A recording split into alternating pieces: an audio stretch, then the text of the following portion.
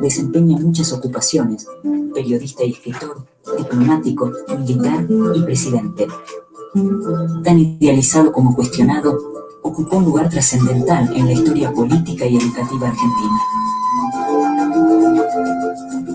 Domingo Faustino Sarmiento forma parte de una generación para la que la escritura es concebida, sobre todo, como un acto político.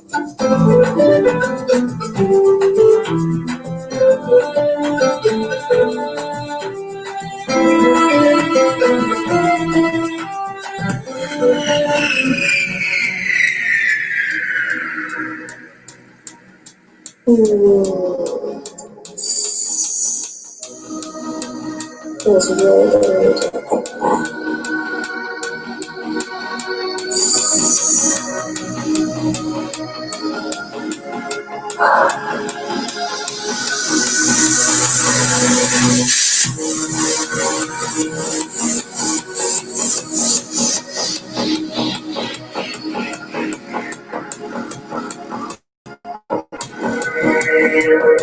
Real stuff one night.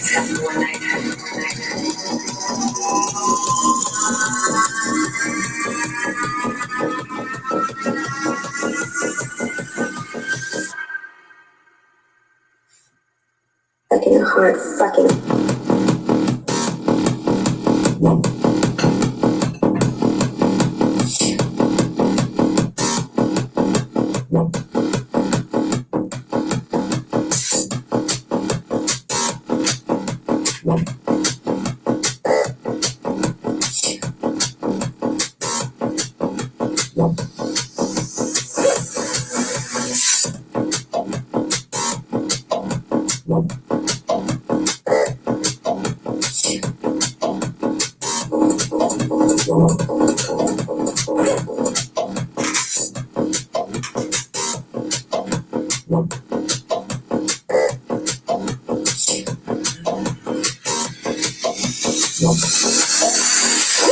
Let's get fucking.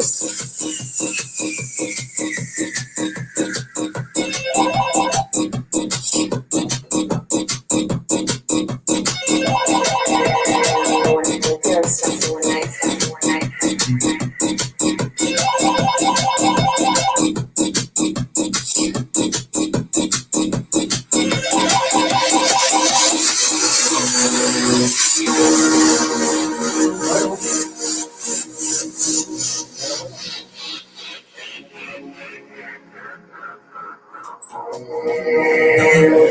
Real stuff one night.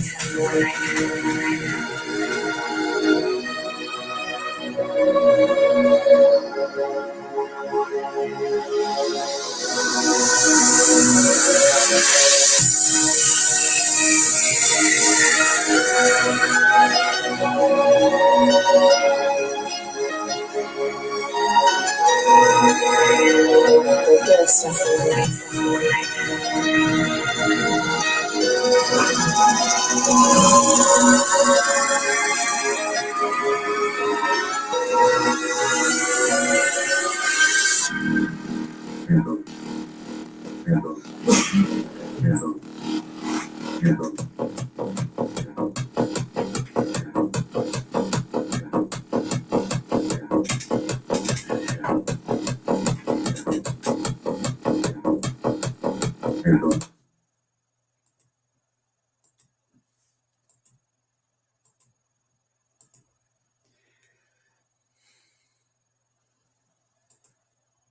Los descubridores Daniel J. Bernstein, página 257.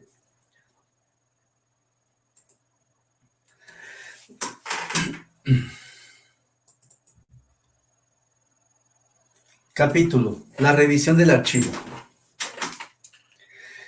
La historia cristiana, al igual que la geografía cristiana, legitimaba a la Iglesia y el Estado. Los gobernantes estaban muy satisfechos de que su autoridad fuera refrendada por su ascendencia troyana o divina. La revisión de las antiguas perspectivas de la tierra prometía grandes recompensas. Los soberanos europeos deseaban, a veces con ansiedad, financiar a Colón, Magallanes o Caboto, para que reclamaran territorios en la tierra y en el mar. Pero volver a explorar el pasado solo podía acarrear pérdidas. Preferían dejarlo tal como estaba. ¿Por qué sustituir la leyenda autorizada por una serie de hechos inciertos? El pasado, que residía en todas partes y en ningún sitio, era todavía una peligrosa tierra de nadie sin líneas papales para separar los imperios en liza. El soberano prudente se alegraba de ver su linaje salvaguardado por el mito. ¿Qué descubrirían los intrépidos estudiosos? La imprenta aumentaba también los peligros. No es, pues, sorprendente que Cosimo de Medici ejerciera una censura especial 1537-1574 sobre las obras históricas, ni que la reina Isabel castigara en 1599 al autor que con demasiada libertad había descrito el destronamiento de su predecesor Ricardo II. Un pasado calidoscópico podía hacer aparecer visiones de un futuro cambiante. El Renacimiento italiano constituiría el primer cuartel general en Europa de la exploración del pasado. Italia fue para la historia lo que Portugal para las exploraciones geográficas, y Florencia era Sagres. Mientras que San Agustín había trazado las líneas del futuro cristiano, el poeta y humanista italiano Petrarca, 1304-1374, vanguardia del Renacimiento, fue un pionero de la exploración del pasado. Fue inspirado por una moderna concepción de la historia, entre las mismas espectaculares ruinas del Imperio Romano que inspirarían a Gibbon, cuando siglos después, durante toda la Edad Media, esas reliquias monumentales habían despertado muy poca curiosidad en los residentes, los estudiosos y los viajeros. Pocos se preguntaban quiénes las habían construido, cómo lo habían hecho, o de qué manera vivían los pueblos antiguos. Eran simplemente maravillas de la ciudad de Roma, como las describió un escritor anónimo de mediados del siglo XII, notables solo como lugares de la mitología pagana y de la leyenda sagrada. En las maravillas se decía, hay un arco de San Marcos que se llama la mano de carne, porque cuando lucía, una santa matrona de la ciudad de Roma fue torturada a causa de su fe en Cristo por el emperador Diocleciano. Este mandó que fuera golpeada hasta la muerte, pero he aquí que el que había golpeado se convirtió en piedra, menos la mano, que siguió siendo la carne hasta el séptimo día. Por eso, al lugar donde ocurrió se llama la mano de la carne hasta el día de hoy. Los mismos edificios antiguos eran una especie de escritura sagrada. Cuando Petrarca fue por primera vez a Roma en 1337, pasó muchas horas agradables paseando por las ruinas con el franciscano Colonna como guía. Para él, esas ruinas se convirtieron en indicios de modos de vida extraños. Petrarca reconstruyó en una larga carta dirigida a Colonna y en un poema sobre Escipión, el africano, en el que describía Roma en su época de gloria. Las inscripciones de las piedras eran para el mensaje explícito del pasado y estudió a fondo los manuscritos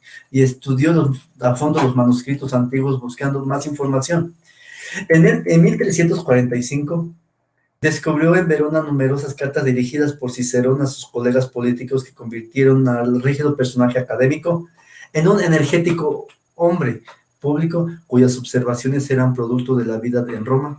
Petrarca usó las monedas como una fuente histórica que le ayudó a comprender un desconcertante pasaje, que le ayudó a comprender un desconcertante pasaje de Suetonio. Cada vez que se desenterraba algún tesoro se lo llevaba a Petrarca para que lo estudiara, y él consideraba que su vasta colección de monedas romanas era una galería de retratos de los emperadores. Con gran generosidad, ofreció una sección de estas monedas al emperador Carlos IV para que viera los rostros de los césares los romanos a los que debían imitar. Cuando el emperador del Sacro Imperio Romano Carlos IV, 1316-1378, se vio frente a un documento antiguo que daba a entender que Austria debía ser excluida de sus dominios, recorrió a Petrarca, que demostró su falsedad en 1355. Petrarca concluía: no sé quién lo escribió, pero no hay duda de que no era un hombre culto, sino un colegial, un escritor ignorante o un hombre con deseos de mentir, pero sin habilidad para hacerlo. De otro modo, no había cometido errores tan tontos. Petrarca observó que en el documento falso César hablaba de sí mismo como nosotros, aunque siempre se refería a sí mismo en singular. Se llamaba a sí mismo Augusto. Aunque este término fue usado por primera vez por sus sucesores y que el documento estaba fechado viernes del primer año de nuestro reinado, sin referencia al mes ni al día. La falsificación era un arte floreciente en la Edad Media. Los batalladores señores feudales y los nuevos reyes, ansiosos por fundamentar la antigüedad de la costumbre, deseaban disponer de la tangible autoridad de los documentos. El creciente uso de los testimonios escritos aumentaba la necesidad de concesiones auténticas. Y los delitos de falsificación recogidos por el derecho romano se limitaban a los casos de propiedad o herencia. La falsificación de documentos para apoyar a una autoridad reconocida se consideraba por lo general un acto de piedad o de patriotismo. Antes de que la falsificación de documentos históricos fuera considerada propia o probiosa, era necesario creer que el pasado histórico no era una endeble trama de mito y leyenda, sino que tenía una realidad sólida y definible. La valentía para desacreditar el pasado ficticio sería síntoma de una naciente conciencia histórica. El pionero de la crítica histórica moderna fue un personaje malhumorado, más dado a hacer preguntas embarazosas que a proporcionar respuestas reconfortantes. Lorenzo Valla, 1407-1457, el fan terrible del mundo de los doctos, fue un apóstol de la verdad en la historia. Podría muy bien ser descrito como un Paracelso con conocimientos literarios, un lego profesional, enemigo de la pedantería, el apriorismo y la sofistería. Nació en Roma y era hijo de un abogado de la corte papal. Antes de cumplir los 30 años ya había enfurecido al mundo erudito. Vaya, atacaba el estoicismo, defendía el epicuro y ridiculizaba al bárbaro latín usado por Bartolo, 1314-1317. La reverenciada autoridad del derecho romano, expulsado de la Universidad de Pavia, encontró refugio temporal en Milán y luego en Génova. Antes de establecerse en el sur como secretario real e historiador del rey Alfonso de Aragón, que en esa época reclamaba para sí el reino de Nápoles. Las necesidades políticas del rey Alfonso le proporcionaron a Valla la oportunidad de llevar a cabo su mayor hazaña de crítica histórica. El Papa Eugenio IV demandaba en contra del rey Alfonso, autoridad secular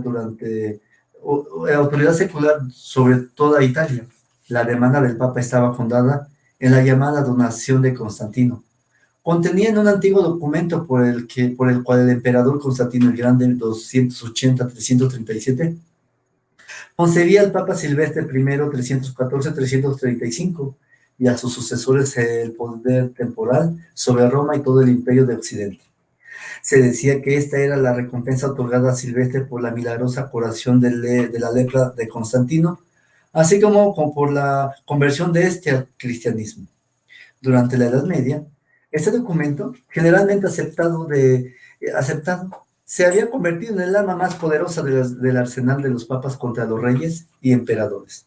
Ahora se le presenta a Valla una oportunidad similar a la que había aprovechado Petrarca un siglo antes, para vivir tanto a su patrón como a la causa de la historia. La ocasión estaba hecha a la medida de alguien con un temperamento iconoclasta, su de falso credita et mentira, Constantini, donatione de declamatio, tratado sobre la donación de Constantino, Demostró en 1440 de modo tan concluyente que el documento era falso que pocos defensores de la supremacía papal se atrevieron a apelar a él. A partir de ese momento, recurriendo a su profundo conocimiento de la gramática histórica latina, Valla demostró que el documento no podía ser auténtico. El falsificador era tan ignorante que no sabía que en la época de Constantino una diadema no era una corona de oro, sino una tela tosca, y que la palabra tiara no se utilizaba todavía. Vaya encontró en cada línea anacronismos evidentes: púrpura, cetro, estandarte, enseña, incluso la palabra equivalente a u, junto a términos tomados del hebreo de los secretarios de Constantino, no podían conocer.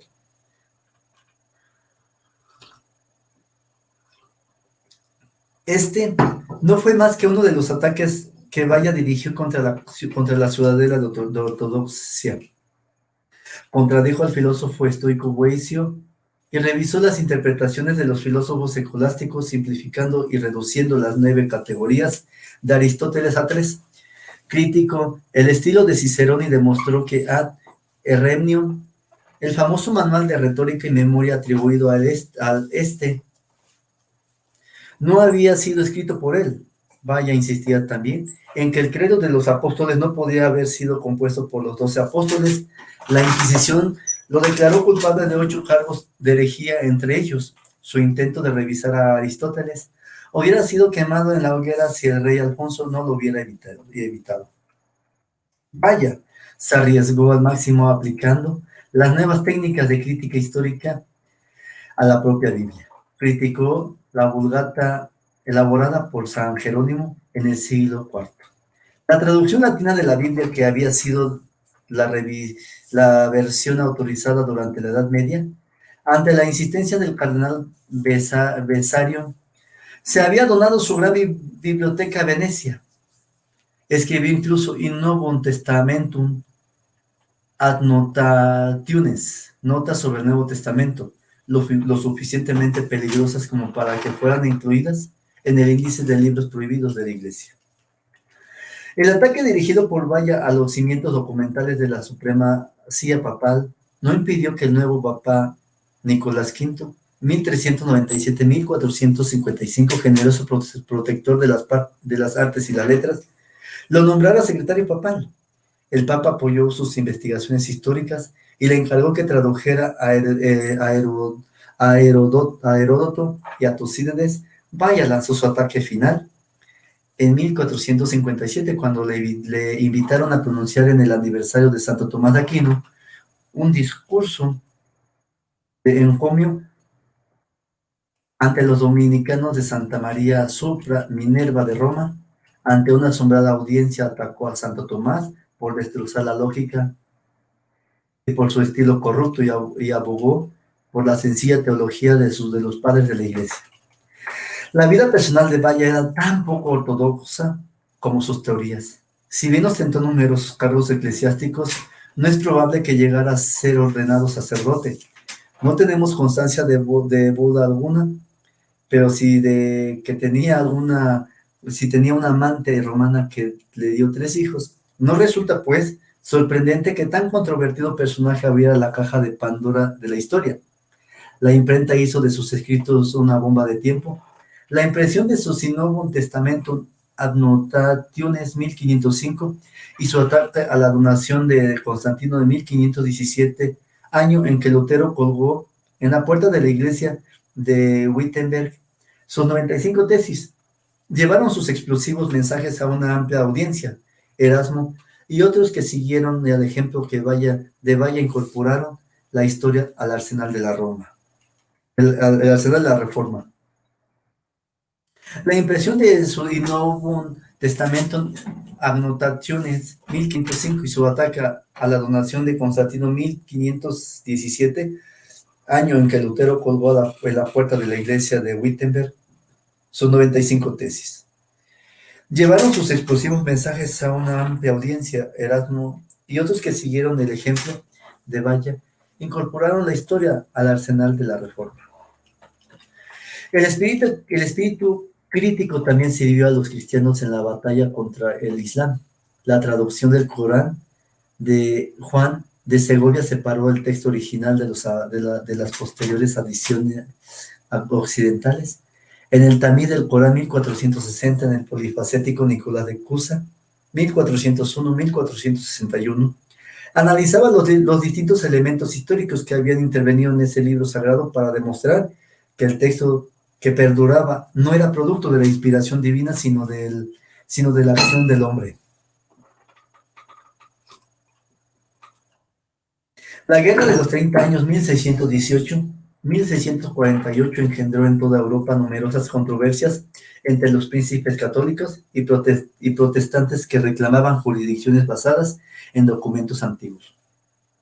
Los nobles de Francia, defendiendo su poder local contra la amenaza de un rey absolutista, emprendieron lo que se conoce como guerras diplomáticas.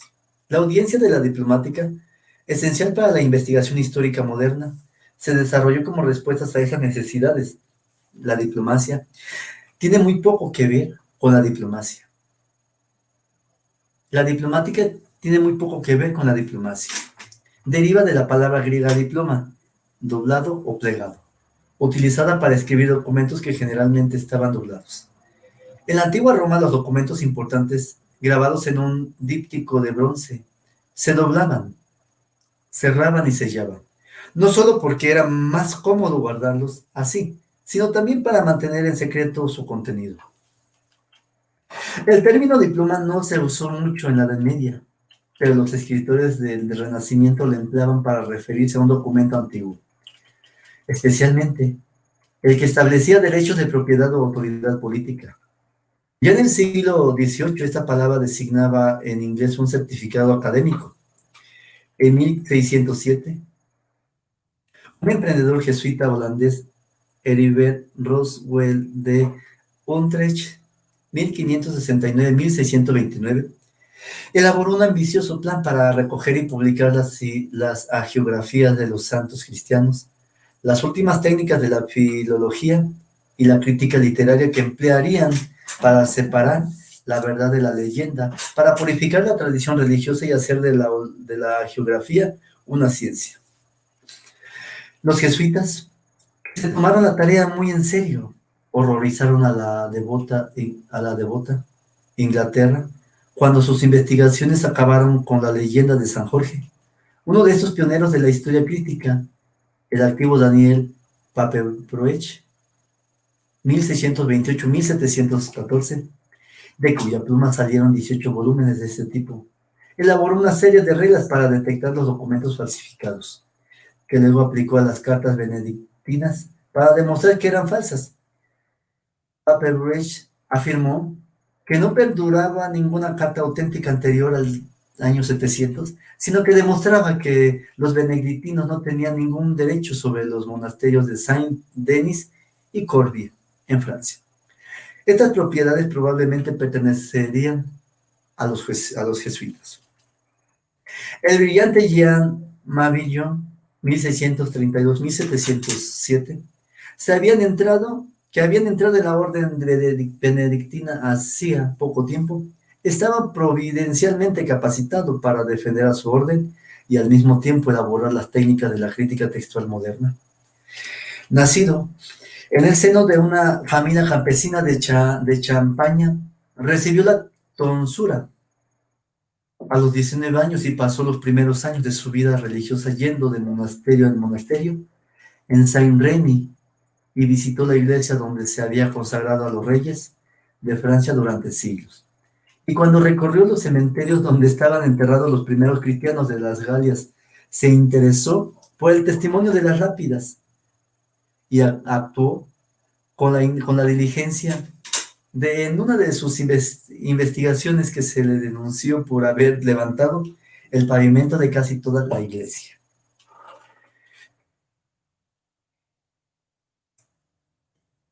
En respuesta a Paperbroech, Mabillon escribió su De Re Diplomatica sobre el estudio de cartas medievales 1681-1704. donde la diplomática se convertía en una técnica sutil y completa para autentificar los documentos antiguos.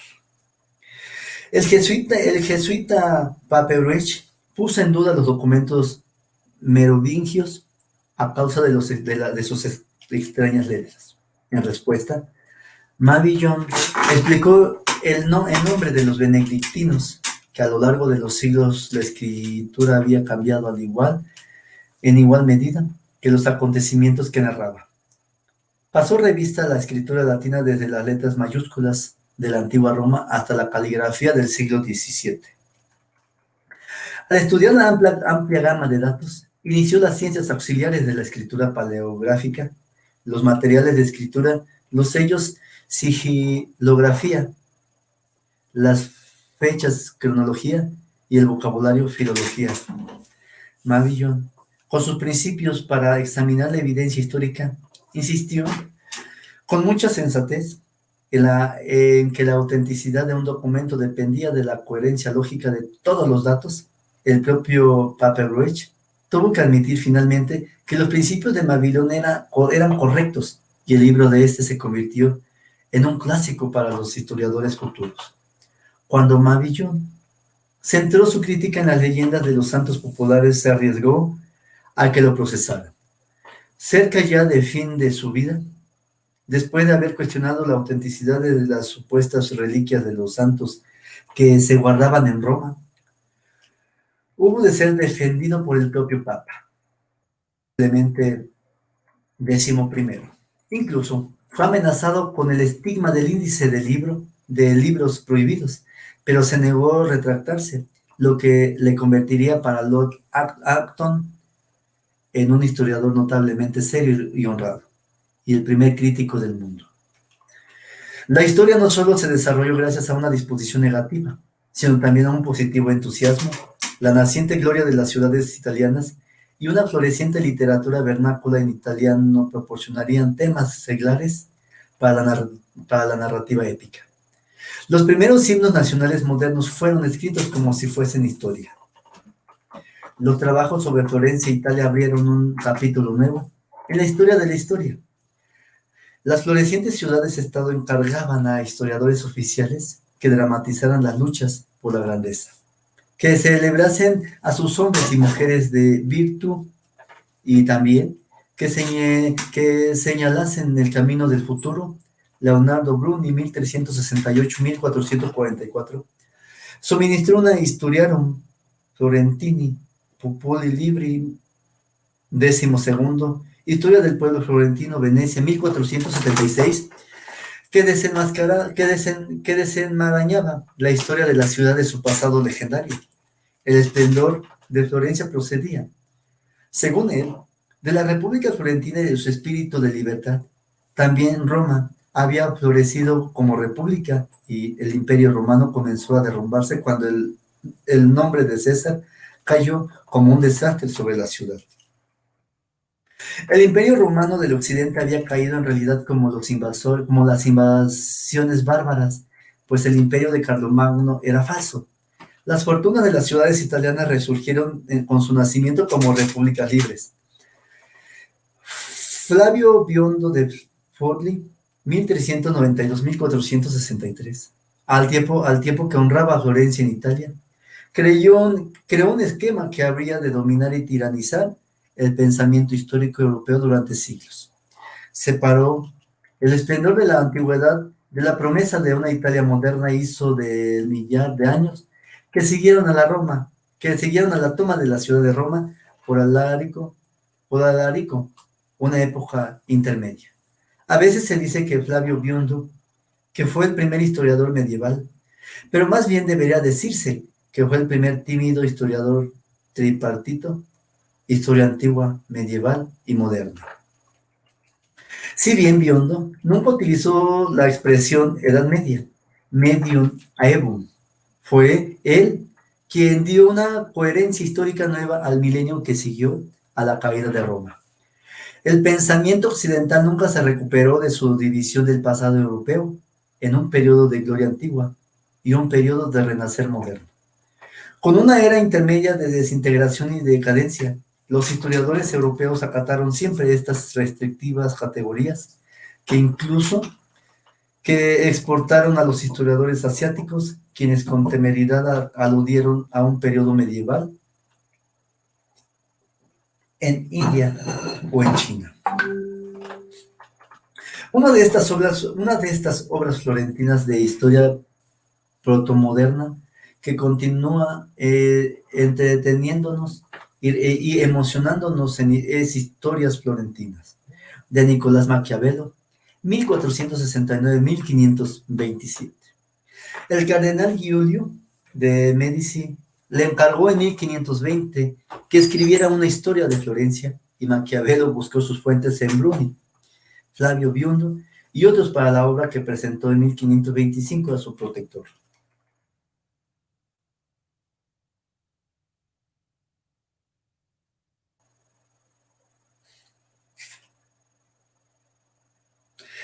Que para entonces ya era el Papa Clemente VII. El Príncipe, una obra que Maquiavelo había comenzado unos años antes. Era un camafeo de historia contemporánea fundido en un molde poco conocido. Siguiendo a Bruni, dedicó la mitad de las historias al periodo que se extendía entre las invasiones bárbaras y el ascenso de los Medici. En 1434, el resto narraba las intrigas y las batallas de la Italia florentina hasta la muerte de Lorenzo el Magnífico en 1492. Siguiendo a Tucídides y a Livio, Maquiavelo escribió los discursos que consideró apropiados para los personajes y las ocasiones que relataban, y el nacimiento y la decadencia de la República Florentina. La corrupción y la crueldad de los Borgia se convirtieron en una tragedia política cuyo clímax se produjo en su propio tiempo. Su combinación del espíritu crítico y la forma épica anunciaban las grandes obras de la historia moderna. Exploradores entre las ruinas, el comercio medieval de materiales de construcción fue un subproducto muy provechoso del esplendor de la antigua Roma, que pasó desapercibido. Durante al menos 10 siglos, los marmolistas romanos se dedicaron a excavar ruinas, levantar pavimentos y desmantelar edificios antiguos con la esperanza de encontrar modelos para sus obras y materiales para las construcciones nuevas. En 1150, un grupo de marmolistas, la escuela de Cosmati, creó incluso un nuevo estilo de mosaico con fragmentos antiguos. Los marmolistas continuaron a su modo el violento y notorio saqueo de Roma, cometido por los godos en el año 410. Los vándalos en el 455, los sarracenos en el 846 y los normandos en 1084. El despojo de estos artesanos era continuo, pacífico y absolutamente legal. Las finas losas de los epitafios antiguos se convertían fácilmente en rebordes, paneles o piezas de algún pavimento, lo que explica por qué en los suelos de las iglesias romanas hay tantas inscripciones con tan poco sentido. Era más sencillo arrancar un bloque de una ruina o desenterrarlo del suelo romano que extraerlo de las canteras de Carrara. En toda Italia, la ambición competitiva de las florecientes ciudades medievales creó una demanda de iglesias nuevas que parecía interminable. Los duomos y campaniles necesitaban fuertes cimientos de piedra, gruesas paredes y arcos monumentales. A medida que la industria se desarrollaba y que el botín de las marmolistas romanos rebasaba las necesidades del mercado local, estos se enviaban en forma creciente su mercancía al extranjero en buques ligeros que navegaban a lo largo de la costa, con destino a las nuevas catedrales de Pisa, Lucca, Salermo, Urbieto y Amalfi, entre otras. En la catedral de Carlomagno hizo edificar en Aix-la-Chapelle, en la abadía de Westminster y en las iglesias de Constantinopla se pueden identificar fragmentos de mármol romano. Los yeseros romanos medievales prosperaron fabricando cemento con los fragmentos de los templos, baños, teatros y palacios desmantelados, y con los despedazados ornamentos y estatuas de mármol. Los hornos de San Adriano se dedicaban a quemar los mármoles de los foros imperiales cercanos. Los de Agosta consumían las piezas del mausoleo de Augusto, mientras que los de la Pigna se alimentaban de fermentos de los baños de Agripa y el templo de Isis. Se construyeron hornos temporales en los baños de Diocleciano, cerca de la villa de Libia, en la Basílica de Julia. Y en el templo de Venus y Roma, allí siguieron hasta que se terminaron los materiales de los alrededores. Toda la zona del Circo Flamino se llamaba La Calera. Un documento del Vaticano fechado el 1 de julio de 1426 autorizaba a una empresa de yeseros a derribar la Basílica Julia de la Vía Sacra para que pudieran alimentar sus hornos con trozos de travertino, con una única condición: que las autoridades papales recibieran la mitad del producto. Los papas renacentistas entusiastas de la cultura clásica hicieron muy poco en defensa de las reliquias de la antigüedad. La demolición de los templos paganos y las estatuas idólatras parecía, más bien, un deber piadoso. Muchos de los retos arquitectónicos más importantes, los alrededores del Capitolio, la zona del Avetino y del Foro y el propio Coliseo, fueron despojados durante el mandato del Papa Nicolás V, 1397 a 1455.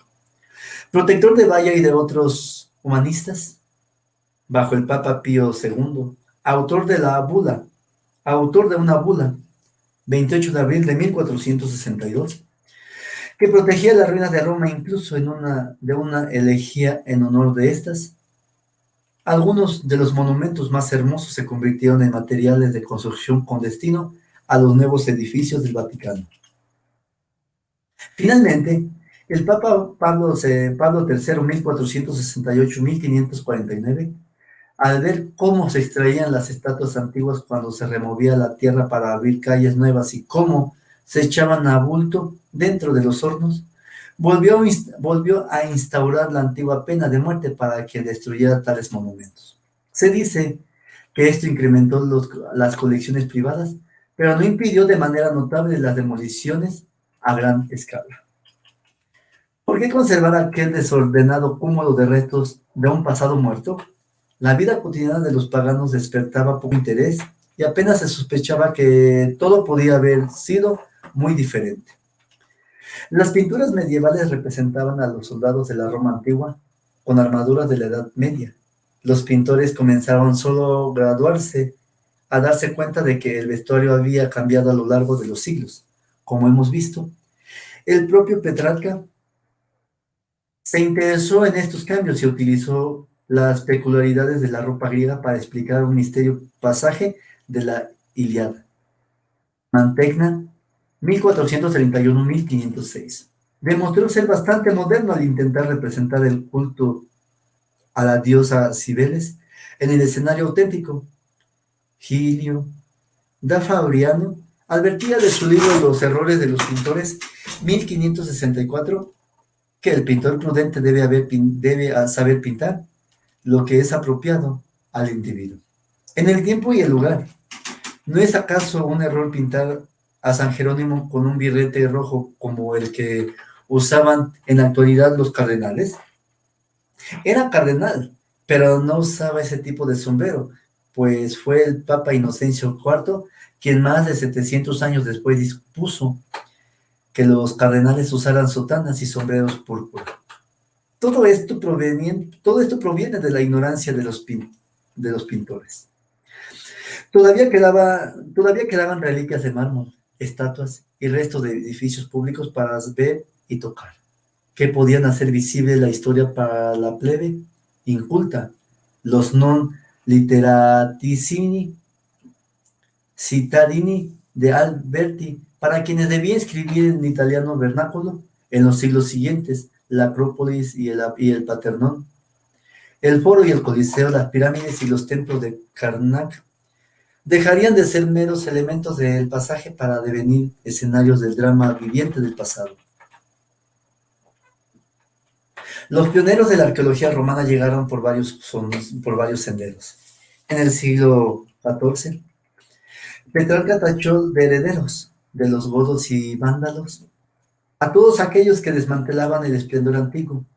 Uno de los primeros en sentir la fascinación de la arqueología fue un comerciante viajero siríaco de Ancona, 1391-1452,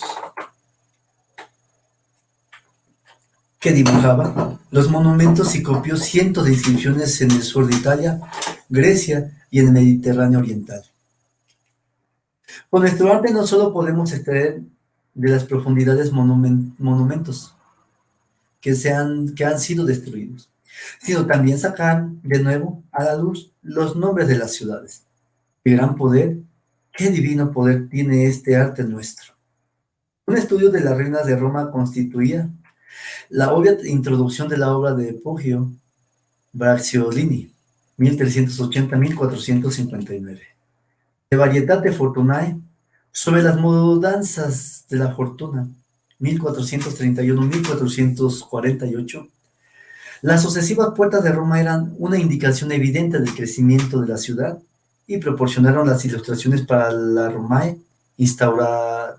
Instauratae, 1440-1446 de Flavio Biondo, que demostraba que Roma había sido una ciudad en constante cambio. Algunos de los mejores talentos del Renacimiento se dedicaron a investigar en la antigüedad.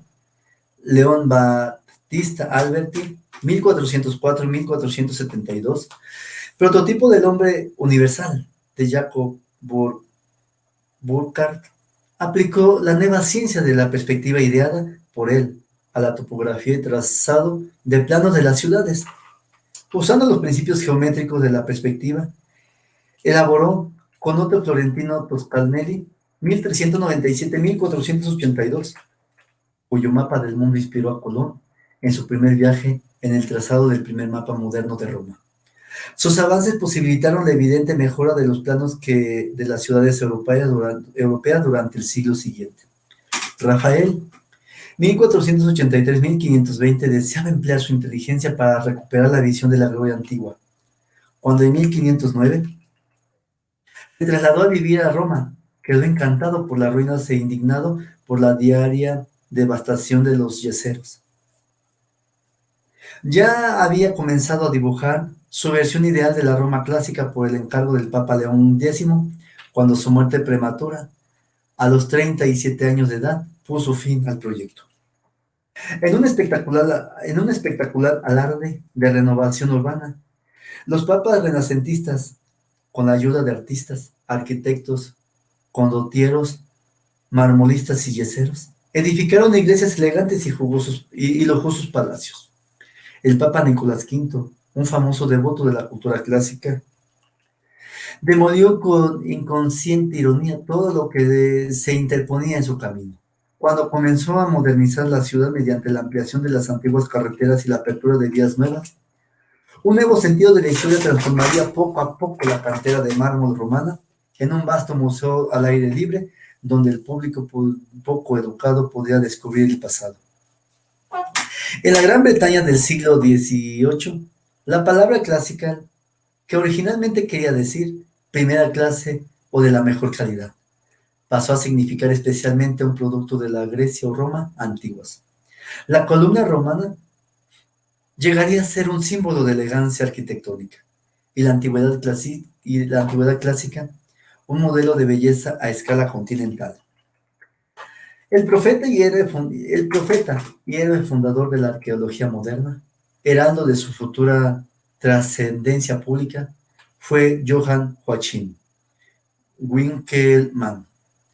Johann Joachim Winckelmann, 1717-1768, hijo de un zapatero pobre de Stendal, Prusia, que negó a continuar el negocio de su padre.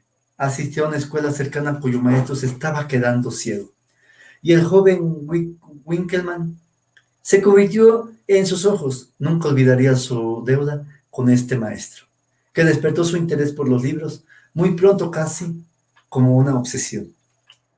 Winkelmann comenzó a sentir pasión por todo lo griego. En aquella época los eruditos alemanes que sabían griego lo usaban principalmente para acceder al Nuevo Testamento. A los 18 años, Winkelmann se fue a Berlín para estudiar con uno de los pocos eruditos alemanes famosos por su entusiasmo por la literatura griega. A los 21 años se trasladó a Hamburgo, pidiendo limosna por el camino a fin de conseguir algunos textos clásicos de una biblioteca cuyo contenido estaba a punto de ser dispersado. Después abandonó la escuela de Berlín para ir a estudiar teología en Halle y medicina en Jena. Mientras fingía escuchar las largas lecciones magistrales, leía en secreto sus adorados textos latinos. Winkelmann, que procedía de un ambiente de la más absoluta pobreza, pasaría gran parte de su vida buscando la protección de los ricos y los poderosos. Mientras trabajaba como preceptor en casa de la adinerada familia Lamprecht, el atractivo hijo de los Lamprecht despertó en él una pasión que ha alterado la paz en mi alma. Pero esta fue solo la primera de una larga serie de pasiones no correspondidas. La sensibilidad de Winkelmann por la sobria figura masculina reforzó su admiración por la escultura griega. El puesto seglar ideal para un estudioso sin fortuna era, esa época, el del bibliotecario de algún noble aficionado a la cultura, que le permitiera disfrutar de la agradable rutina de buscar y ordenar libros, manuscritos y obras de arte en una mansión rural. En 1748, a la edad de 30 años, Winkelmann encontró la oportunidad que esperaba en el castillo que el conde von Bunau tenía cerca de Dresde, en Sajonia. Ahí pasó 7 años ayudando al conde a reconstruir la historia del Imperio Alemán. La lejanía de Dresde, conocida entonces como la Florencia de Elba, ofrecía en su museo y palacio los mejores ejemplos de escultura y pintura moderna y antigua que podían ser hallados fuera de Roma o París. La propia ciudad era un espectáculo barroco y rococó. El afiligranado Swinger pabellón, destinado a celebraciones y espectáculos públicos, el Grosser Garten, con sus numerosísimas obras de mármol realizadas por los imitadores de Bernini, y otras muchas colecciones particulares mostraban lo que los extravagantes artistas modernos habían hecho con los motivos antiguos. Winkelmann añoraba la pura simplicidad de los originales clásicos. La corte sajona de Dresde era por entonces el centro de un renacimiento del catolicismo. Winkelmann se dio a estas influencias y nunca se perdonó a sí mismo del todo el haberlo hecho. Pero para él, Roma no sería más que una estación del trayecto de regreso a Grecia. Sus reflexiones sobre la imitación de los griegos en la pintura y la escultura en 1755 se remontaba desde el clasicismo imitativo de la Dresde a lo Bernini, hasta las obras de los propios griegos, con una reducida pensión que le había concedido el lector de Sajonia. Se fue a estudiar a Roma. Ahí obtuvo techo y comida gracias a la relación que mantuvo con el pintor rico. Y se las arregló para conseguir el patrocinio de algún cardenal.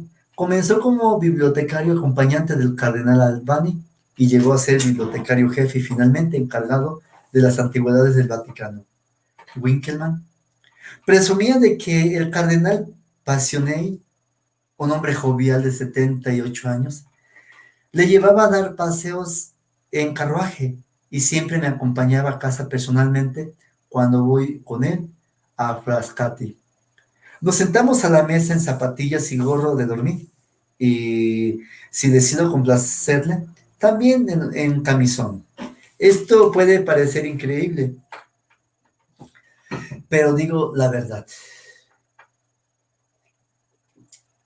Pese a las tales distracciones, la pasión de Winkelmann por el arte griego no decayó nunca y conservó su deseo de producir una obra en lengua alemana que no tenga parangón.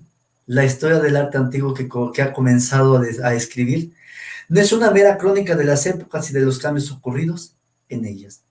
Usó el término historia en el sentido más amplio que tiene en la lengua griega, y es mi intención presentar un sistema para mostrar el origen y progreso, cambio y decadencia del arte junto con los distintos estilos de las naciones, periodos y artistas, y demostrar todo esto. En la medida de lo posible mediante los monumentos antiguos que se conservan, Winkelmann intentaba, según Herder, encontrar el origen de lo bello en el arte de la antigüedad, y demostró que incluso entre los pueblos antiguos menos conocidos, egipcios, fenicios, persas y etruscos, el arte tenía una historia, pero elogió el arte griego del periodo de esplendor con un estilo tan vivo, con ejemplos tan convincentes, que el arte griego se volvió clásico. Irónicamente, los originales a los que se refería eran tan solo copias, pues no se habían descubierto todavía las esculturas originales de la época de Fidias, pero las copias que tenían ante sus ojos no habían sido identificadas como tales por los expertos. Este padre de la arqueología científica estaba basando una ciencia en la intuición, aunque no era la primera vez que esto ocurría. Winkelmann afirmó que ningún pueblo ha apreciado tanto la belleza como el griego. Los sacerdotes que transportaban el cordero en la procesión de Mercurio eran aquellos a quienes habían sido otorgado el premio de la belleza. Toda persona hermosa pretendía que todo el pueblo conociera su distinción y, sobre todo, deseaba hacerse merecedora de la aprobación de los artistas, pues ellos eran quienes concedían el premio. La belleza incluso daba derecho a la fama, y hallamos en las historias griegas que la gente más hermosa se distingue. Algunos eran famosos por la belleza de una sola parte de su cuerpo, como Demetrio Palereus por sus hermosas cejas. El arte iba todavía más lejos, unía las bellezas y atributos de los dos sexos en las figuras de los hermafroditas. En gran número de hermafroditas, que variaban en cuanto al tamaño y posición, demuestran que los artistas trataban de expresar en la naturaleza mixta de los dos sexos una imagen de mayor belleza. Esta imagen era el ideal. La belleza es uno de los grandes misterios de la naturaleza, cuya influencia todos veremos y sentimos, pero una idea general y clara de su esencia debe ser clasificada entre las verdades por descubrir. Winkelmann reunía con la imaginación todas las diferentes bellezas que había observado, uniéndolas en una figura, una belleza poética. Winkelmann participaba de la adoración griega por la figura humana, que había hecho de la escultura el gran arte griego, en tanto despreciaba las ornamentadas estatuas que abundaban en Dresde. Su elogio de la escultura de Laocoonte y sus dos hijos apresados por serpientes marinas se convirtió en el credo del neoclasicismo. La característica universal dominante de las obras maestras griegas, por último, es la noble sencillez y la serena grandeza tanto de la pose como de la expresión. Las profundidades del mar siempre están en el calma por agitada y tormentosa que esté la superficie. Del mismo modo, la expresión de las figuras griegas revela grandeza y serenidad del alma, aún en las garras de una pasión. Laocoonte sufre, pero sufre como un corno el Filoctetes de Sófocles. Su desgracia no nos llega al alma, pero deberíamos desear ser capaces de soportar la angustia del mismo modo que este gran hombre.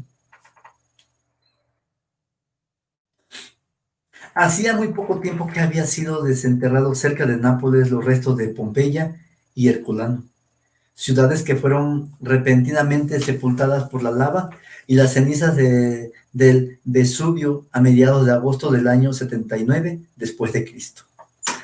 Además, excavaciones ofrecían una visión providencial de la vida de la antigua Roma, pero la excavación, financiada por el rey Borbón de las dos Sicilias, era era una operación secreta y estaba estrictamente prohibido hacer dibujos de los hallazgos. Winkelmann, como supervisor de las antigüedades romanas, consiguió ser admitido en el museo que albergaba sus descubrimientos, que albergaba los descubrimientos.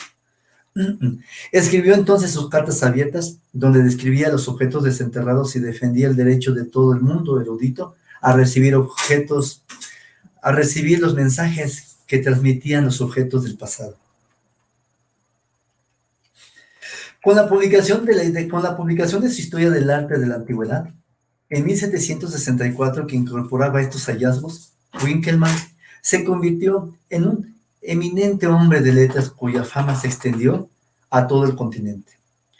Este fue uno de los primeros libros escritos en alemán que alcanzó la categoría de clásico de la literatura europea. Al año siguiente, Federico el Grande le ofreció el puesto de bibliotecario real. Entre tanto, estaba siendo tentado por invitaciones a Grecia.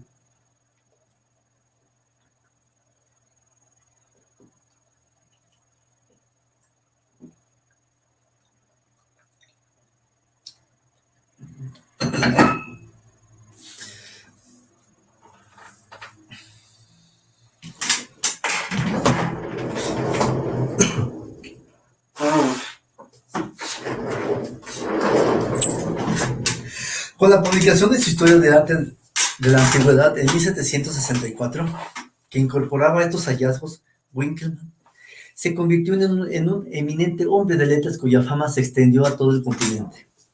Este fue uno de los primeros libros escritos en alemán que alcanzó la categoría de clásico de la literatura europea. En el año siguiente, Federico el Grande le ofreció el puesto de bibliotecario real. Entre tanto, estaba siendo tentado por invitaciones a Grecia. En abril de 1768, decidió finalmente regresar a Alemania y al pasar por Viena fue recibido por la emperatriz de Austria. Sin embargo, le apenaba abandonar Roma y pasó allí la noche del 1 de junio de 1768. La habitación contigua a la suya estaba ocupada por un inmortal y lascivo lacayo, Francesco Arcangeli, que había sido condenado a muerte en Australia por robo y perdonado luego, con la condición que abandonara el país. Mientras cenaban, el presumido Winkelmann le enseñó las medallas de oro que le había dado la emperatriz aquella misma noche. Arcangeli regresó a la habitación donde Winkelmann estaba corrigiendo las pruebas de la segunda edición de su historia del arte de la antigüedad. Lo estranguló con una soga y lo apuñaló hasta matarlo. Fue condenado por su delito y cuando le estaban torturando en el potro, Arcangeli todavía acusaba a Winkelmann de haberle seducido con su oro. Winkelmann es como Colón. No ha descubierto aún el nuevo mundo, pero ha sido inspirado por una premonición de lo que vendrá. No aprenderemos nada nuevo cuando no leemos, pero uno se transforma en un hombre nuevo, decía el admirado Goethe. El legado de Winkelmann fue un movimiento popular, la incorporación de la historia del arte a la vida del arte, más que ningún otro. Él fue el responsable de la exaltación de la antigüedad griega y romana hasta convertirla en sinónimo del clasicismo. El gran arquitecto británico Robert Adam, 1728-1792, había conocido a Winkelmann durante una visita que había hecho a Roma y consiguió convencerlo de que le acompañara a Grecia.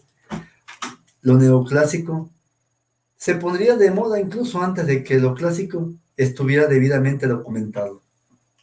Adam se hizo famoso al incorporar el ideal neoclásico en su diseño de casa del campo inglesas, que incluía detalles neoclásicos en las chimeneas, los marcos de las ventanas y los picaportes. El emprendedor Josiah Wedgwood, 1730-1795, edificó una fábrica en 1782, a la que puso el nombre de Etruria, y que, dicho sea de paso, fue la primera fábrica inglesa que utilizó la fuerza del vapor. Ahí produjo platos, tazas y jarrones que llevarían el ideal de Winkelmann a innumerables mesas de la clase media. La influencia póstuma de Winkelmann sobre Lessing, Herder, Goethe, Schiller, Hölderlin, Heine, Nietzsche, George y Spengler han sido llamadas la tiranía de Grecia sobre Alemania. Al abrir el pasado, el propio Winkelmann fue menos un explorador que un descubridor. Hizo que Europa despertara a los encantos de las civilizaciones antiguas que él solo llegó a percibir de lejos. Winkelmann seduciría a otros para que realizaran la exploración. Es un mundo completamente nuevo e inesperado el que estoy descubriendo para la arqueología.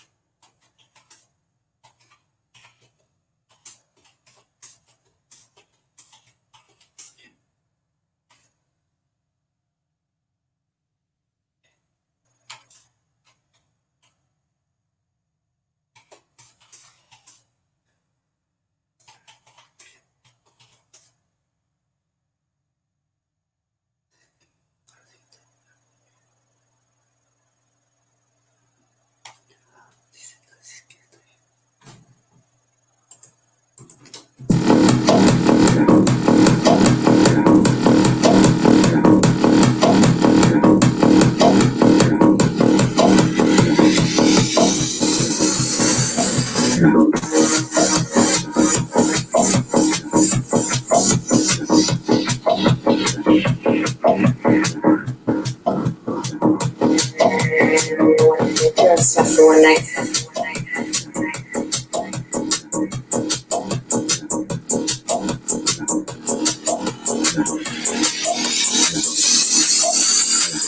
Fucking hard fucking.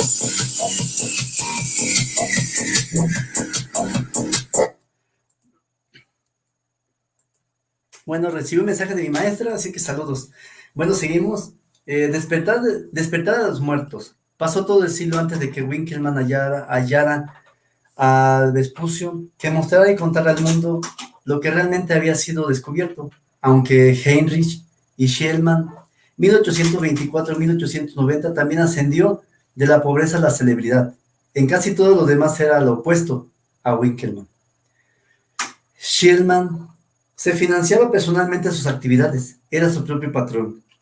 Incorporó a la arqueología el carácter emprendedor y el amor a la acción que le había ayudado a amasar su fortuna en el comercio.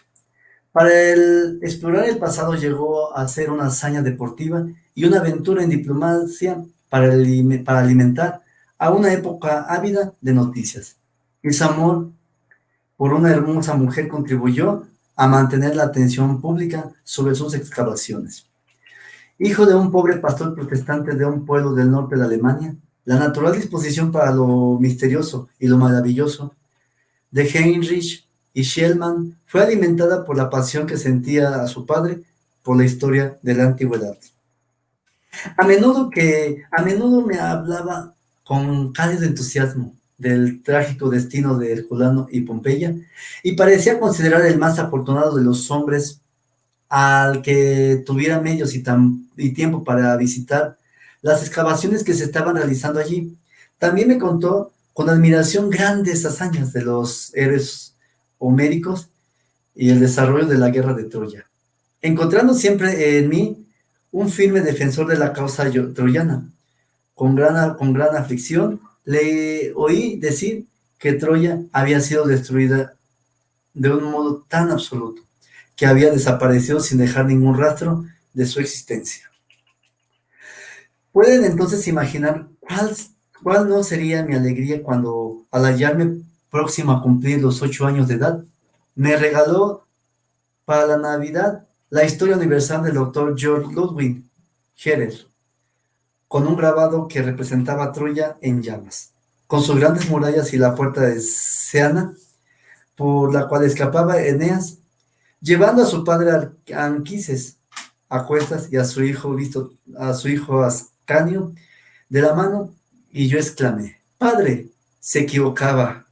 Herder tiene que haber visto Troya, o no la podía haber presentado aquí. Hijo mío, eso es solo un dibujo animal, es un dibujo imaginario», replicó. Pero cuando le pregunté si la antigua Troya tenía unas murallas tan gruesas como las que aparecían en la ilustración, me contestó que sí. «Padre, si estas murallas existieron alguna vez, no es posible que fueran destruidas por completo. Deben quedar grandes ruinas, pero estarán ocultas por el polvo de los tiempos», respondí yo.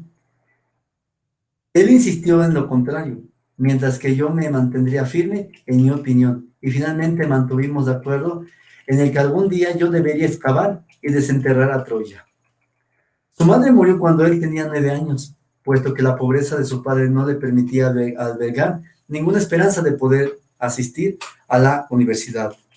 Schliemann abandonó el instituto, donde podía haber estudiado a los clásicos, y fue a la Realschule, una escuela profesional. A los 14 años entró de aprendiz en una tienda de comestibles y pasó 5 años trabajando desde las 5 de la mañana hasta las 11 de la noche, cortando patatas para la destilera de whisky, empaquetando arenques, azúcar, aceite y velas.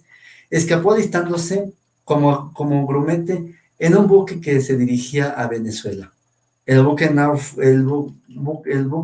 naufragó en el Mar del Norte y Schliemann encontró trabajo como mensajero, luego como contable de una empresa comercial de Ámsterdam. Durante todos estos años de penalidades, Heinrich no abandonó su romántico ideal, decidido a desenterrar algún día la verdadera Troya.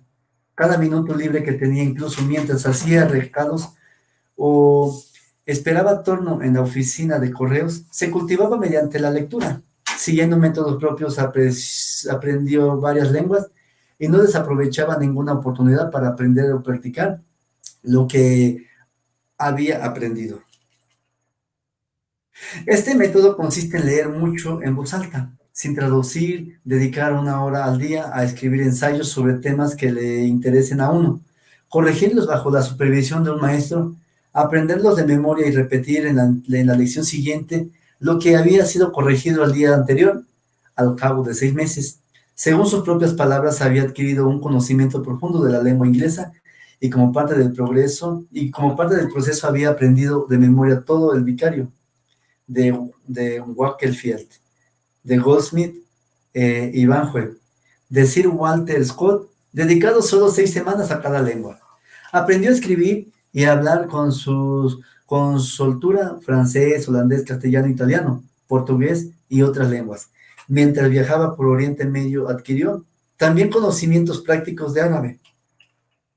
La lengua hablada era la que más le interesaba. Nunca olvidaría la cadena del griego hablando, que oyó por primera vez cuando un molinero borracho que había abandonado el instituto entró en la tienda donde trabajaba Shellman y recitó melodiosamente unos versos de Homero, pero esperó hasta la mediana edad para dedicarse a su amado griego. Grande era mi deseo de aprender griego, pero no me aventuré a estudiarlo hasta que hube adquirido una moderada fortuna, pues temía que esa lengua ejerciera sobre mí una fascinación tan grande que me apartara de mis actividades comerciales. Shellman siguió un camino arduo y tortuoso para alcanzar la fortuna durante la juventud. Los comerciantes rusos iban a Ámsterdam para asistir a las subastas de índigo. Aparte de vicecónsul, Heinrich no encontró en Ámsterdam a nadie que hablara ruso, y cuando el funcionario se negó a ser su maestro, Shellman siguió su sistema usual en un programa intensivo para aprenderlo solo. Contrató a un anciano holandés para que le hiciera el público mientras le recitara el ruso 2 horas cada noche.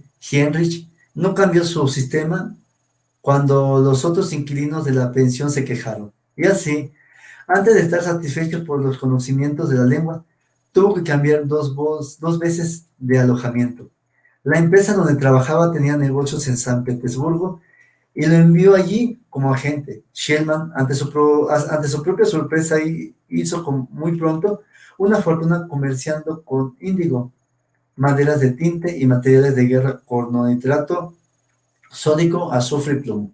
Entonces desapareció su temor por la gloriosa distracción que podía presentar la lengua clásica. Pasó 6 semanas aprendiendo griego moderno y otros 3 meses familiarizándose con los autores antiguos. Después de la guerra de Crimea recorrió el mundo movido por su interés en las cuestiones históricas. El amor de su infancia había sido una compañera de juegos, Mina Meinke, que compartía su fantasía de ir a la búsqueda de Troya. Una vez afianzado en sus negocios, Shellman intentó localizarla y la encontró, pero por desgracia ya estaba casada. En 1852 cometió el error de casarse con una hermosa mujer rusa cuyo único interés era el dinero. Esta se negó incluso a compartir el hogar con él, y no digamos su afición por la arqueología. Entre tanto, Shellman había adquirido la nacionalidad norteamericana por casualidad, pues se encontraba viajando por California cuando este estado entró a formar parte de la Unión y aprovechó la situación para ir a Indiana, cuyas leyes sobre divorcio eran poco severas, y renunciar allí a su esposa rusa. Decidió no volver a cometer el mismo error. Pidió a un antiguo amigo del profesor de griego convertirlo en arzobispo de Atenas, que le buscara una esposa griega, joven y apropiada para él. El arzobispo le puso una pariente esposa griega, una pariente suya, Sofía en Gastromenos, una colegiala despierta y hermosa de 17 años. Antes de decidirse a casarse con ella, Shellman asistió de incógnito a una de las clases del colegio de Atenas para oírla recitar a Homero. La dulzura de su acento griego la cosmovisión hasta las lágrimas y reforzó su decisión de casarse con ella. El políglota Heinrich a los 47 años hizo a Sofía su discípula para toda la vida. Cuando se casaron, la joven solo sabía griego moderno y antiguo, pero Shellman prometió que Sofía aprendía al menos otras 4 lenguas en los 2 años siguientes. Shellman la llevó consigo por las capitales europeas y de Oriente Medio, estudiaba su historia y arqueología, podía a prueba los conocimientos de Sofía y las empujaba para que no se quedaran atrás. En 1871, después de un periodo de dolores de cabeza, náuseas y fiebre, la convirtió en su colega cuando comenzó por fin las excavaciones de Izarlik. Sofía iba a las excavaciones, cosa sorprendente en una mujer de aquella época, y hasta consiguió dirigir un equipo de trabajadores turcos. Shellman, a diferencia de Winkelmann, creía que su vocación era excavar.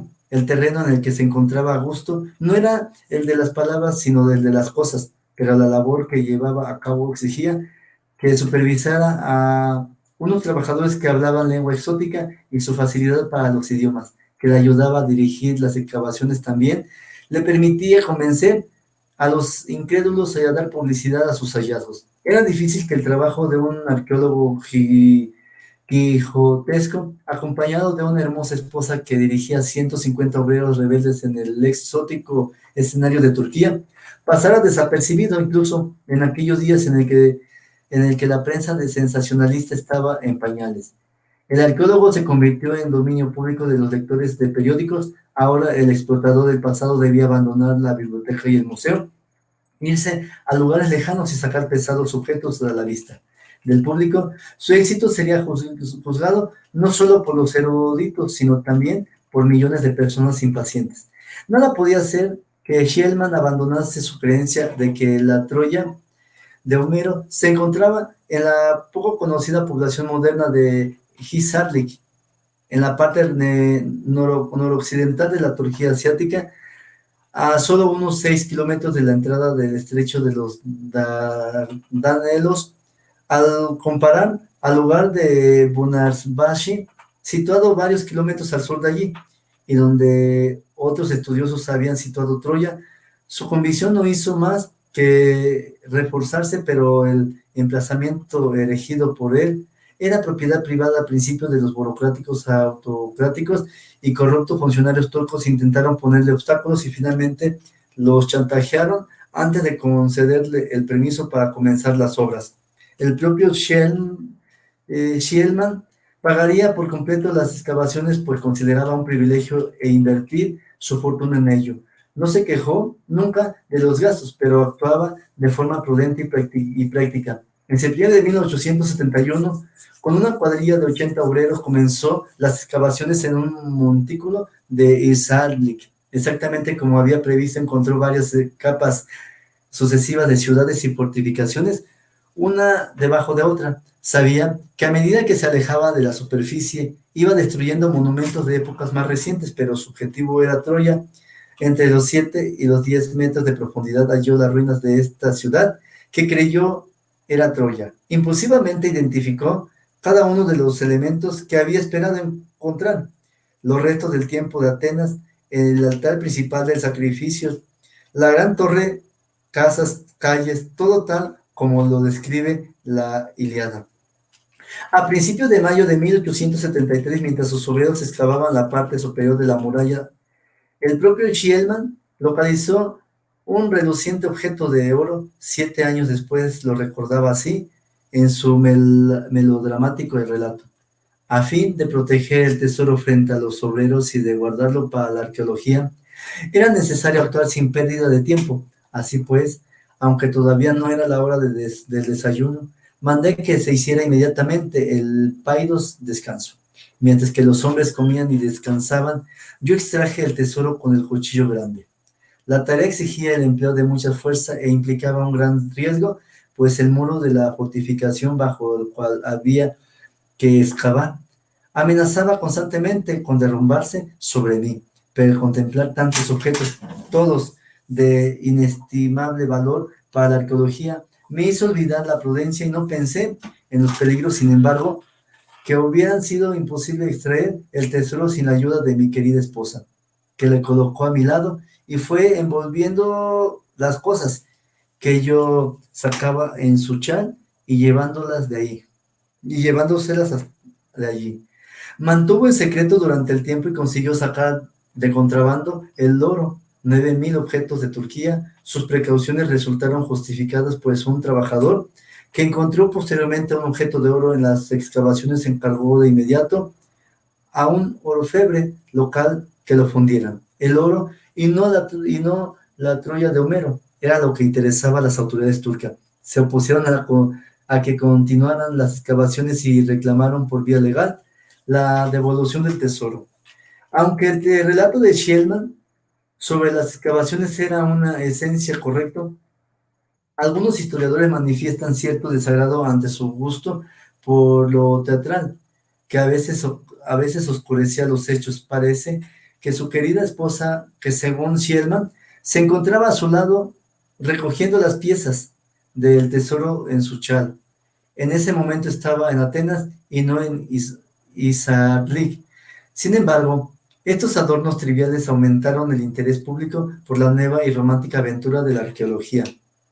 Shellman regresó a Grecia, donde gracias a la intervención del primer ministro británico Gladstone y de su embajador había conseguido permiso para excavar y emprendió otra sensacional aventura. En esta ocasión se movía, llevado del presentimiento de que en el fabuloso emplazamiento de la antigua Micenas se ocultaba un tesoro, insistía en el que allí estaba enterrado el tesoro de Agamenón, y había llegado a esa conclusión discrepando una vez más de la opinión más generalizada de los estudiosos. La mayoría de expertos estaba de acuerdo en que las tumbas de Agamenón y Clitemnestra debían hallarse fuera de las murallas de las ciudades, pero Shellman, que tenía gran confianza en los hombres de la antigüedad, se basaba en las palabras de Pausanias, el famoso viajero del siglo II, que describía las tumbas de los héroes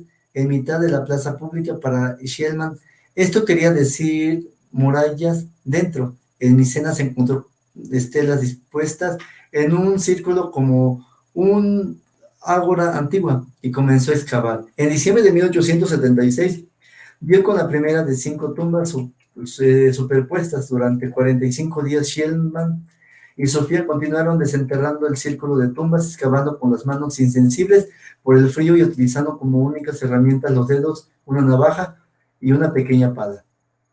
Su recompensa en el tesoro rico del pasado jamás extraído fue un conjunto de cuerpos literalmente cubiertos de oro y joyas. Los rostros que se podían distinguir mientras eran desenterrados se desintegraron con rapidez al entrar en contacto con el aire, pero las máscaras de oro producían su fisonomía gracias a la intuición, sus conocimientos, experiencia y buena suerte.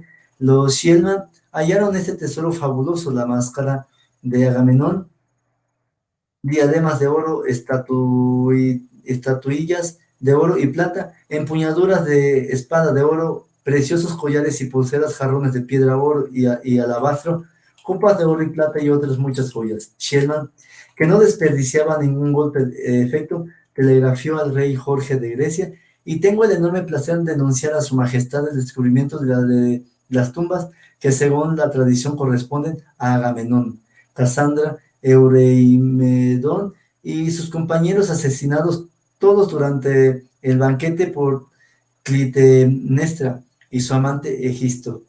Shellman declaró que no se había desenterrado ningún tesoro comparable y se vanaglorió de que todo lo que había en sus museos del mundo no valía una quinta parte de lo que él había hallado. Pese a su entusiasmo y fe y erudición, los descubrimientos de Heinrich y Shellman no eran del todo lo que él pensaba. No estaba tan relajado de la realidad como aquel explorador que, yendo hacia Japón, pensó que había llegado a Cathay. Cuando simplemente había descubierto América, ahora sabemos que la ciudad de Shellman escogió como la Troya de Homero, entre los estratos superpuestos de las 5 ciudades prehistóricas, no era la correcta el espectacular hallazgo que él llamó los tesoros del Priamo, extraído de las capas segunda y tercera por encima del lecho de roca. Eran de realidad un militar de años anteriores a Priamo, con el dinero procedente del testamento de Shellman, su heredero Wilhelm Dörfeld, 1853-1940, demostró que la Troya de Homero se encontraba en el 6º nivel contando desde el fondo, y que Shellman en su prisa había excavado a través de ella. Tampoco las conclusiones que había sacado de Micenas eran las correctas. No había dado con la tumba de Agamenón como él proclamaba. La tumba por él encontrada eran varios siglos más antigua. Los estudiosos de la cultura clásica se burlaban de que hubiera identificado al rey Priamo con Troya, pero Shellman insistía: Priamo porque así es llamado por la tradición de la cual Homero se hace eco, pero pero en cuanto se demuestre que Homero y la tradición se equivocaban y que el último rey de Troya se llamaba Smith, yo lo llamaré así de inmediato. Su gusto por lo aparatoso y su melodramática atracción hacia los seres antiguos despertó la curiosidad histórica de millones de personas, aún estando equivocados. Henry y Sofía ampliaron en gran medida el conocimiento público. Gente de todas partes del mundo se sentía fascinada por la valentía y la determinación de Shellman. Su vasta audiencia llegó a creer que la Tierra contenía reliquias y mensajes de personas reales del pasado lejano. La contribución de Henry y las técnicas de arqueología del campo tampoco es de despreciar. Cuando los arqueólogos del siglo XX lo atacan por destruir las reliquias que encontraban a su paso cuando su objetivo era otro, olvidan lo primitivo del estado en que se encontraba la arqueología en aquel momento. Fue un pionero de la estratigrafía al aplicar a los restos humanos, consistían en menos mitos solares antropomorfizados, como afirmaban entonces los demasiado sutiles eruditos alemanes. Pese a sus errores, Shellman demostró la realidad de la civilización homérica, desenterrando la civilización prehomérica en la que se originó a las 4 civilizaciones canónicas, Babilonia, Egipto, Grecia y Roma. Añadió dos prehistóricas. Si había existido esas dos, ¿por qué no podía haberse muchas más? El sucesor de Shellman, Sir Arthur Evans, continuó con los métodos de aquel hasta desenterrar otra brillante civilización de Gnosos. Creta, en el año 1900, reconoció su deuda. Hace menos de una generación, el origen de la civilización griega y, por ende, las fuentes de todas las grandes culturas que ha existido estaban envueltos en una bruma impenetrable. El mundo antiguo todavía estaba encerrado en sus estrechos confines, con la corriente del océano circundante. Había algo más allá. ¿Acaso los fabulosos reyes y héroes de la era de Homero, con los palacios y fortalezas, no eran, después de todo, más que mitos solares antropomorfizados? Un hombre tuvo fe acompañada de obras, y la ciencia de la antigüedad halló su colón en el doctor Shellman. Armado con una pala, sacó a la luz de debajo de los túmulos de los siglos la verdadera Troya. El Tirinto y Micenas descubrió el palacio, las tumbas y tesoros que los reyes homéricos. Un nuevo mundo se abría ante los investigadores, y los descubrimientos de su primer explorador fueron continuados con éxito en la tierra griega por el doctor Suntas y otros estudiosos. Los ojos de los observadores estaban abiertos, y las huellas de estas civilizaciones prehistóricas amenazaron a hacer su aparición mucho más allá de los límites de la propia Grecia. Pero los celos de los competidores en el mundo del saber y las necesidades del periodismo sensacionalista hicieron que los destellos del oro de Troya y Micenas parecieran una acusación. Era Shellman solamente un cazador de tesoros mercenario, igual que otros menos aclamados? Le preocupaba más llenar su propio cofre que enriquecer los conocimientos de la humanidad. Incluso estas acusaciones tenían la ventaja de atraer el interés público hacia los nuevos mundos de la arqueología, pero eran infundadas. Si Shellman no hubiera sacado el tesoro troyano rápidamente en Turquía, poco hubieran podido estudiar los prehistoriadores. Si Shellman no hubiera sacado el tesoro troyano rápidamente de Turquía, poco hubieran podido estudiar los historiadores. En cambio, donó el Estado griego todos los tesoros que encontró en Micenas y en otras partes del país, que ahora se hallan espléndidamente expuestos en un museo de Atenas. Todo su trabajo y todos sus riesgos, financiados por él mismo, no tuvieron otra compensación que la celebridad y la satisfacción de fomentar el entusiasmo de su amada Grecia. En el nuevo mundo de la publicidad, otros hicieron el trabajo de Shellman por él. En la época de Winkelmann, había que leer sus libros para sentirse conmovido por su entusiasmo por la Grecia clásica.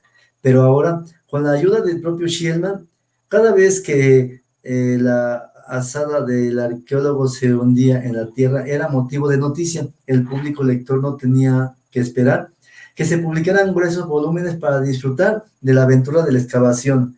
Los lectores de periódicos buscaban ansiosos para cada día las crónicas que Shellman mandaba a The Times de Londres, el Daily Telegraph y al New York Times.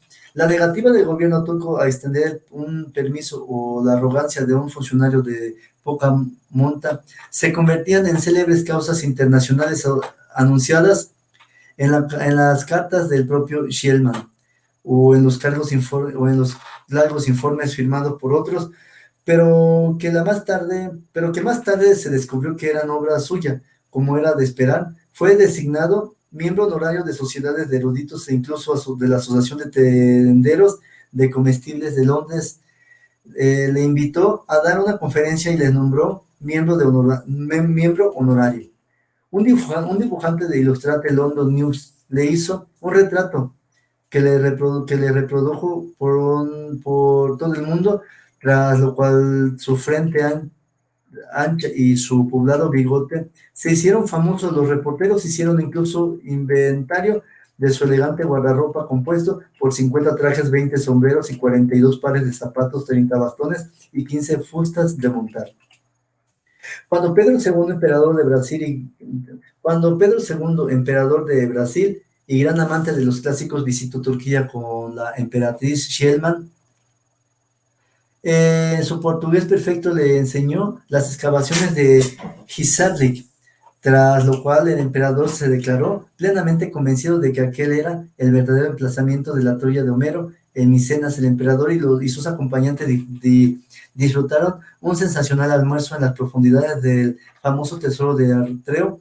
Para deleite del ávido cuerpo de prensa, Sofía, claro está, añadía un toque romántico que era común en las excavaciones arqueológicas prehistóricas. Heinrich y Sofía se convirtieron a la familia real de la arqueología. La joven belleza griega era una gran variante, bien recibida dentro del estereotipo de la frágil feminidad victoriana. El papel que yo he desempeñado en los descubrimientos es muy pequeño, tanto en Troya como en Micenas. Lo único que he hecho es de supervisar el trabajo de 30 obreros, confesaba modestamente. Después de haber extraído la capa superior de piedras de las tumbas de Micenas, todo se volvió terriblemente difícil porque mi marido y yo, arrodillados en el lodo, tuvimos que apartar las piedras y la silla y retirar una a una las preciosas joyas. El Royal Archaeological Institute de Londres celebró una reunión especial del 8 de junio de 1877 en honor de Heinrich y Sofía, y la atención pública recayó sobre la resplandeciente Sofía, que entró en la sala con una doble escolta, por un lado del brazo de Lord Talbot, el presidente, y por otro de William Gladstone, que había solicitado ese privilegio. Fue Sofía la que pronunció el discurso. Lord Talbot la había elogiado diciendo que como la primera dama que se ha sido identificada en un trabajo tan arduo y asombroso habéis alcanzado una fama que muchos envidiarían y algunos quizás emule, pero que nadie podrá nunca superar. Las palabras de Sofía, que por entonces contaba 25 años, deslumbraron por su erudición y elocuencia. En su admiración por la Gran Bretaña, confesó con picardía que el pecado de los antiguos griegos era la envidia. A continuación leyó un himno al cielo y a la mente griegos y recordó que la lengua griega era tan hermosa que tan solo su sonido llenó a mi esposo de entusiasmo cuando todavía no conocía ni una palabra de griego. Y terminó con un llamamiento a las damas inglesas para que enseñen a sus hijos la sonora lengua de mis ancestros, y así ellos podrán leerlo, a Homero y a los demás clásicos inmortales en su forma original. Al final recibió una estruendosa ovación. Al oír y al ver la ovación dedicada a mi anfitrión por una reunión tan notable, no pude evitar preguntarme por qué los dioses del Olimpo me habían dado a esta mujer como esposa, amiga, colega y amante. Se me llenaron los ojos de lágrimas y apenas podía ver, escribió Heinrich. Los periódicos que seguían a los Schiedman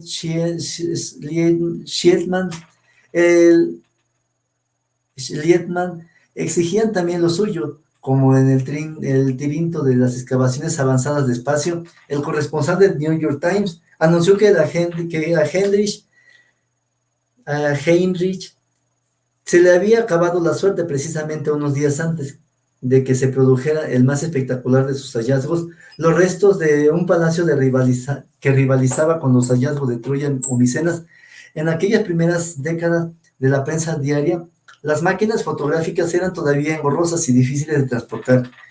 Cuando Shellman desterró todavía los bien conservados cuerpos de las tumbas de Micenas, no había ningún fotógrafo de los alrededores, de modo que tuvo que mandar llamar a un dibujante para que produjera lo que veía antes de que los cuerpos se desintegraran. Los libros que escribió sobre las excavaciones no incluían fotografías, si bien algunos de los dibujos habían sido copiados de estas. El primer informe de una excavación arqueológica que incorporaba fotografías no fue obra de Shellman, sino del arqueólogo alemán Alexander Conze, y trataba de las excavaciones que había realizado en Samotracia en 1873. Cuando comparamos esas fotografías con las toscas ilustraciones de los trabajos anteriores, advertimos que la cámara fotográfica ha incrementado considerablemente la verosimilitud de la historia y ha hecho que millones de personas deseen ver más.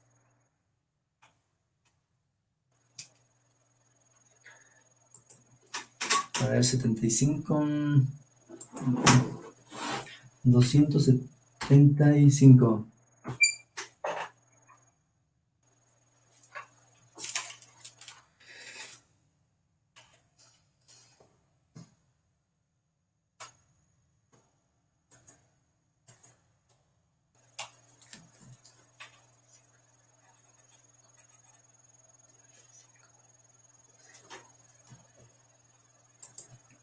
Por fin vamos a terminar.